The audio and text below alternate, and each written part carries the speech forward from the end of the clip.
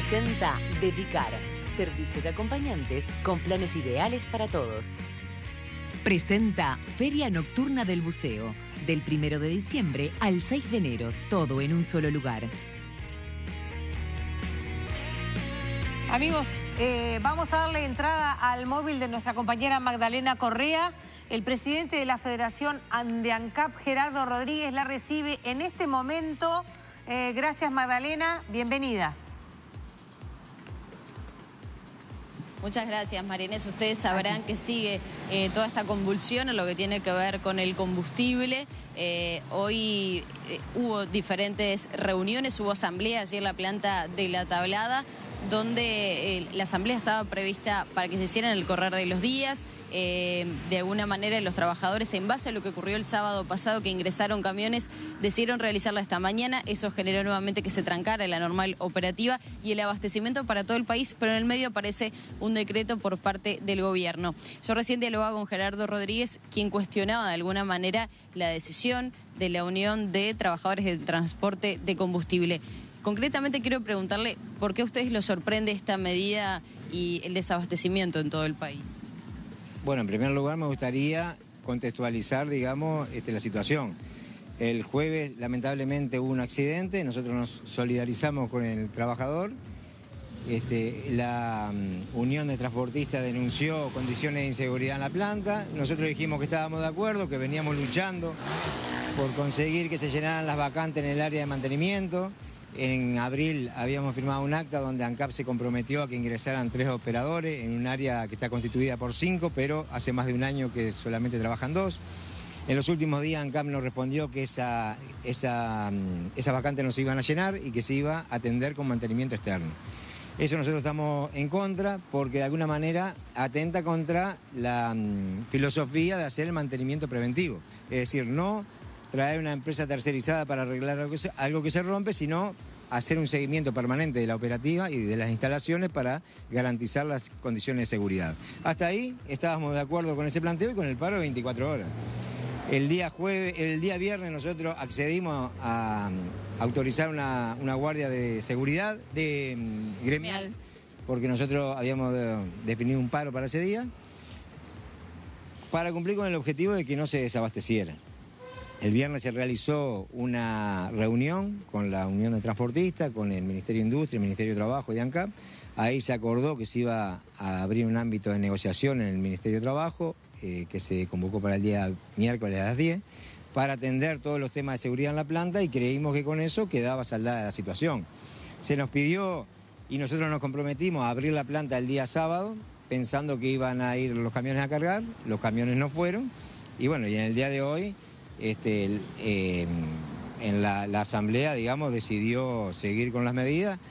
Nosotros no vamos a dar elementos, digamos, sobre qué tienen que decidir otros sindicatos, pero sí nos llama la atención y tomamos distancia, digamos, de la decisión de no cargar en el día de hoy, porque creemos que es totalmente injustificado. Igual sería bueno conocer por qué toman distancia y por qué cuestionan de alguna manera estas decisiones. Porque para nosotros tenemos que hacer prevalecer el interés general, hay que garantizar el abastecimiento del país. Teníamos ya la instancia de negociación en el Ministerio para trabajar, digamos, desde todas las partes para mejorar esas condiciones de seguridad en la planta. Por lo tanto, lo que hoy sucede para nosotros adquiere características de un paro patronal. Está claro. Pero ellos se diferencian, o por lo menos toman distancia de lo que son las patronales. Ellos aseguran que son trabajadores que están velando por los derechos en materia de seguridad laboral. Bien, nosotros con esos objetivos para mejorar las condiciones de seguridad estamos de acuerdo, y se instala el ámbito para negociarla y mejorarla. Quiere decir que si nosotros hubiésemos ido a ese ámbito que va a comenzar el miércoles y ahí se llegaba a la conclusión de que no se habían dado soluciones o garantías para trabajar con seguridad en la planta, bueno, indudablemente habría que analizar lo que suceda después que se concurra ese ámbito. Ahora, lo de hoy, te vuelvo a repetir, para nosotros adquiere características de paro patronal, más allá de que no sean todos patrones, hay muchos trabajadores, sí. Para nosotros responden a intereses de la patronal. ¿Pero qué patronal concretamente? A lo de los estacioneros. Pero Los estacioneros critican estas medidas, entonces, ¿dónde radica el conflicto? Nosotros tuvimos la planta abierta el sábado y yo quisiera saber qué dijeran los patrones, los dueños de estaciones, por qué no mandaron los camiones a cargar el sábado. Había una medida sindical. Estoy hablando en base a lo que he dialogado con los transportistas, porque había una medida de asamblea que decía que se establecían esos pasos hasta el lunes. Ellos postergaban la asamblea del lunes, que de hecho se realizó hoy porque ingresaron 3 camiones. La medida era que no ingresara ninguno a la planta. Bien, teniendo en cuenta esta visión, esta perspectiva que tú das, el día lunes, hoy se tendría que haber normalizado el abastecimiento. ¿Y por qué no se hizo? Porque ingresaron 3 camiones.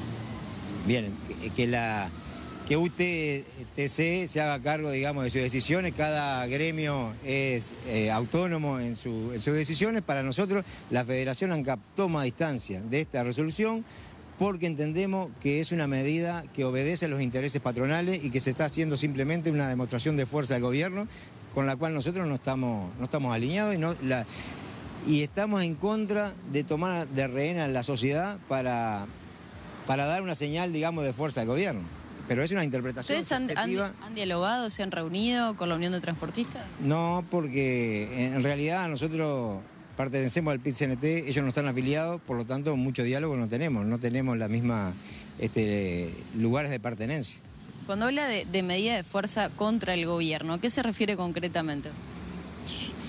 Lo que nosotros razonamos es que hoy estaban dadas las condiciones para cumplir con la carga de combustible y restablecer el abastecimiento. Porque acá lo que hay que mirar es la sociedad, el que está sufriendo todo esto, el pueblo uruguayo.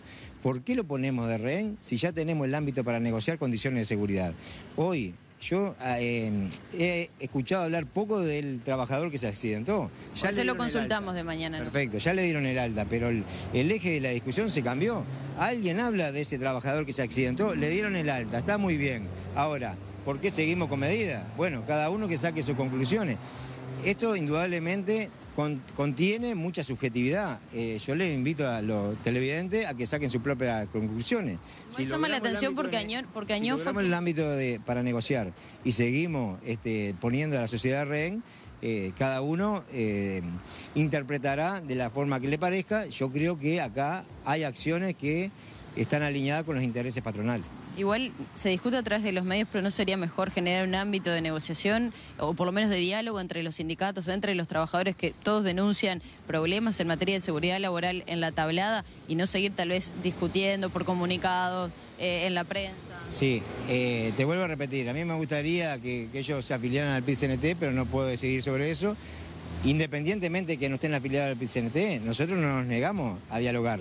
Pero mirá qué casualidad, hoy hacen una asamblea y llaman a Añón, si se quiere, el representante de la patronal, y nos llaman al sindicato de trabajadores de la Federación ANCAP. Yo creo que los hechos hablan por sí solos.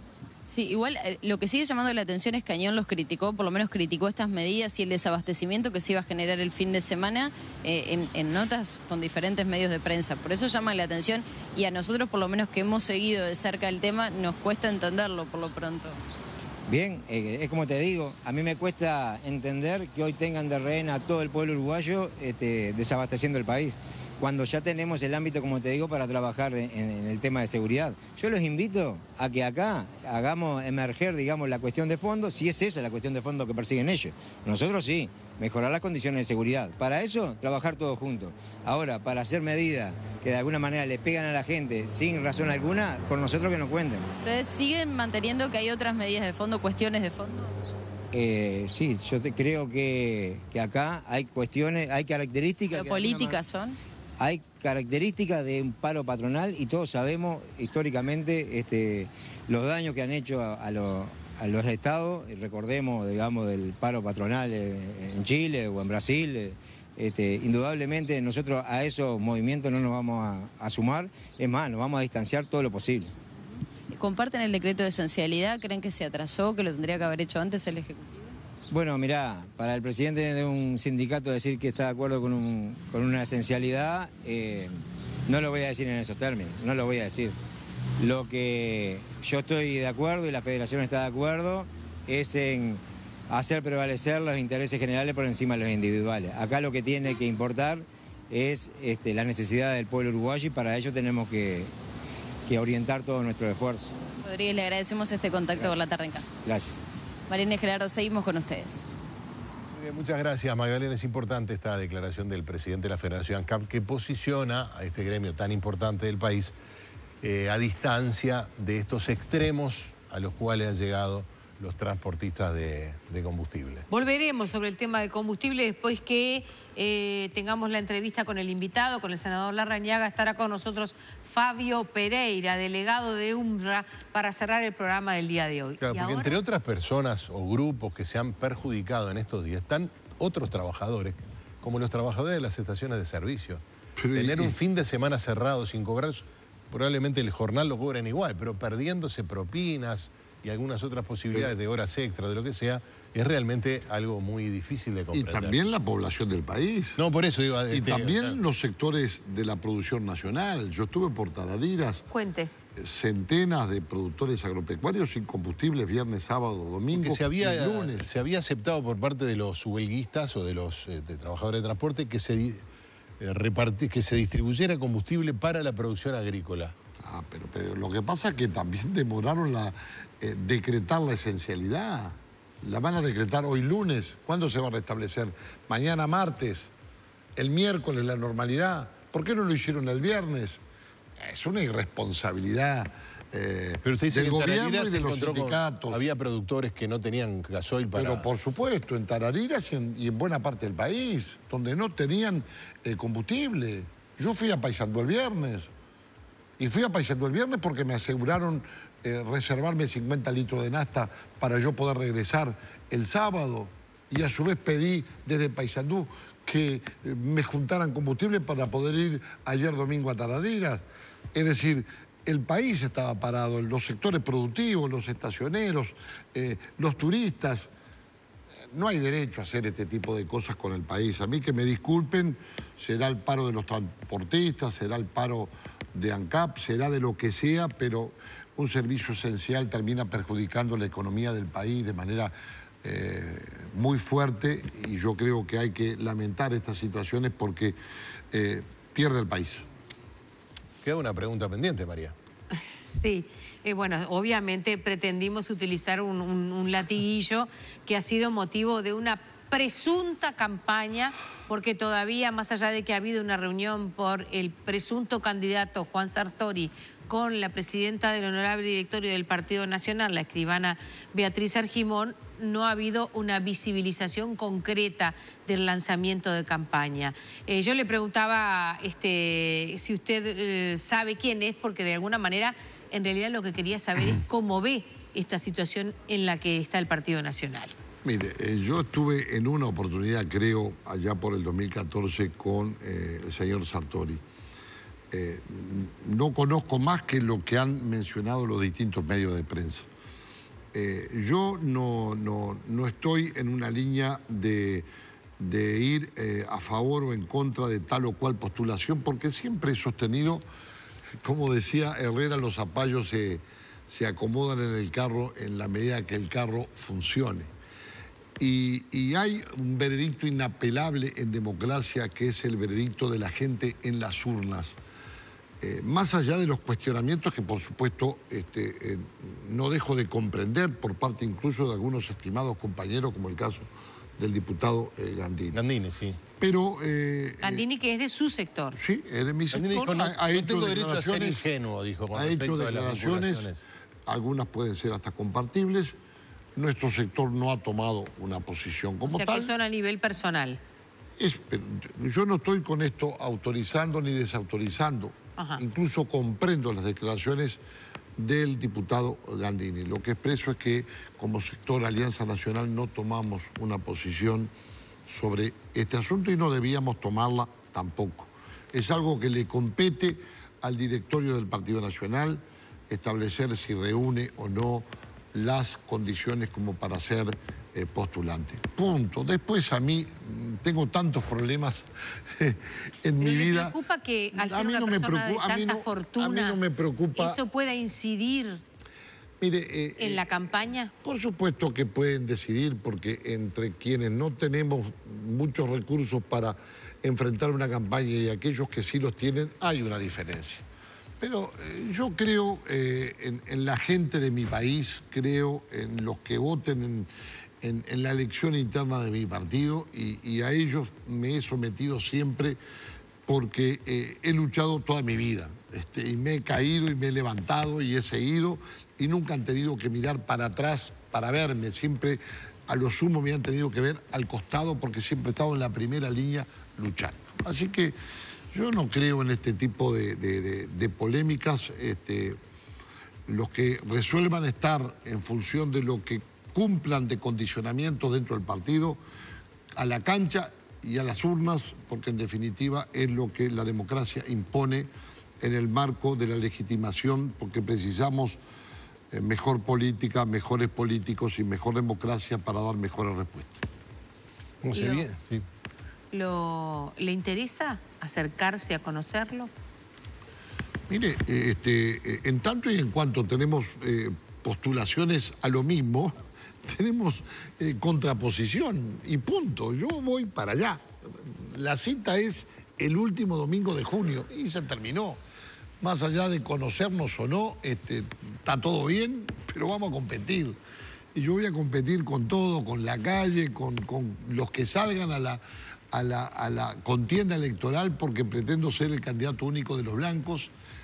Me parece que tengo razones, tengo proyectos, tengo legitimación, tengo trayectoria, tengo antecedentes, tengo ideas y tengo una enorme lucha sobre mis espaldas que he desplegado a lo largo de mi vida.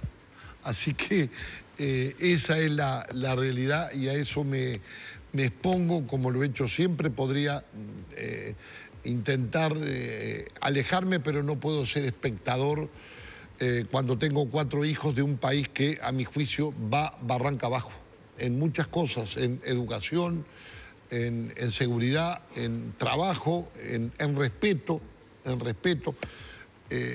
Hoy no es un Uruguay que se respeta a sí mismo. Eso es lo que yo siento y es lo que me duele como uruguayo y es lo que tenemos que restablecer. Hay quienes dicen que finalmente Larrañaga va a volver a ser ya no solo precandidato a la presidencia, sino que va a ser el único que le va a disputar o con el que va a disputar con la calle la presidencia. ¿Usted piensa que van a llegar todos los precandidatos? Gerardo, yo lo que siempre he dicho, y a veces se enoja alguien, se enoja porque, bueno, por supuesto nadie quiere caer en la volteada. Yo lo que sostengo, afirmo que no hay elección interna en ningún país del mundo, en ningún partido del mundo, en donde habiendo más de 2 candidatos no termine polarizándose. Esto es el artículo primero del manual de la actividad política. Y bueno, a mí me parece que se va a polarizar entre el doctor Lacalle Pou y quien habla. Esa es mi opinión, con respeto de todos los otros compañeros y compañeras. Es la realidad de lo que me indica la gente en todo el país. Y las otras candidaturas surgen porque muchos decían que Larrañaga ya no podía ser el que representara a buena parte de los nacionalistas. Pero resulta que esa candidatura de Larrañaga como candidatura vencida resulta que no es tal cual. No porque Larrañaga sigue vivito y coleando, seguimos luchando, seguimos juntando gentes, estamos siendo protagonistas de la vida nacional. Que finalmente todos esos candidatos, la mayoría de los cuales salieron de su sector, probablemente vuelvan antes de junio alguno a su sector. Yo no quiero hacer vaticinio porque en definitiva después terminan diciendo esos mismos compañeros que lo estamos intentando aminorar o apetizar. Yo los respeto, los estimo y los valoro y que cada uno haga lo que le venga bien hacer. En lo personal, yo tengo un camino, siempre he seguido un camino. Mi camino es la lucha. El instrumento de mi lucha es un muy fuerte sentido del deber y en ese marco siempre he desplegado mi actividad política sin dar ni pedir tregua a nadie y haciendo lo que considero tengo que hacer desde mi partido hacia el país. El día que no sienta más este fuego y esta voluntad que me anima, bueno, dispondré de otra cosa. Es una elección muy particular, dice, va a ser la más disputada desde que el Frente Amplio está en el gobierno, eso sin duda. Los números no le son favorables al oficialismo en este momento, por lo menos. lo cual coloca además al Partido Nacional en un lugar mucho más favorable que en las últimas 2 o 3 elecciones con respecto a llegar a la presidencia de la República, por lo cual el candidato que surja del principal partido de oposición puede ser o es un serio aspirante a la presidencia. ¿Piensa distinto eso en esta elección que en las anteriores, donde el repecho parecía más empinado?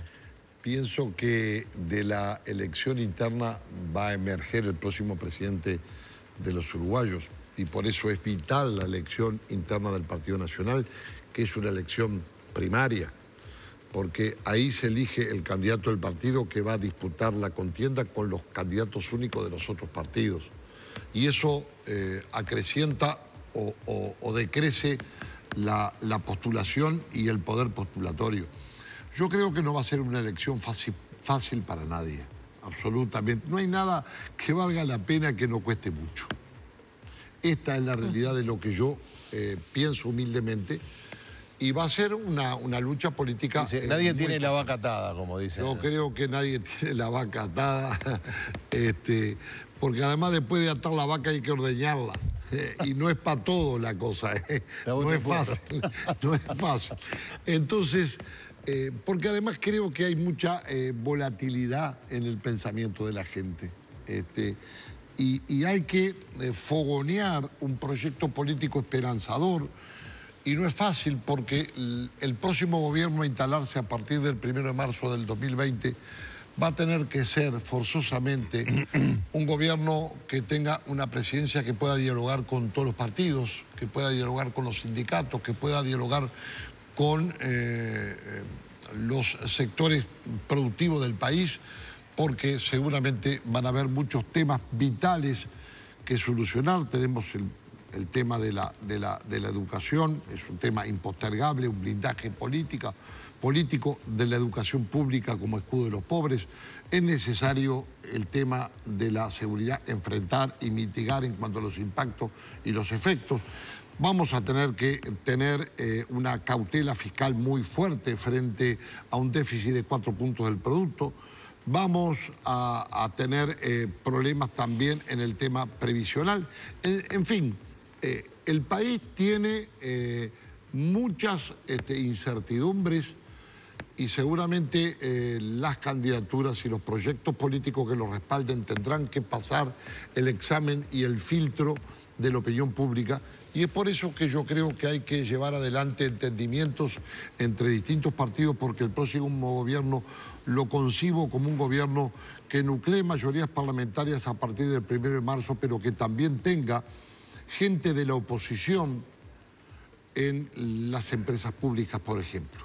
Yo no creo que el sistema político próximo no deba tener, por ejemplo, representantes del Frente Amplio en las empresas públicas en minoría, porque será forma también de obtener contralor y tener un tiempo en la vida nacional en donde se puedan desplegar algunos entendimientos que el país necesita en el marco de políticas productivas, económicas, sociales y de materia internacional necesarias como para avanzar y tener progreso y que el sistema político dé esa respuesta.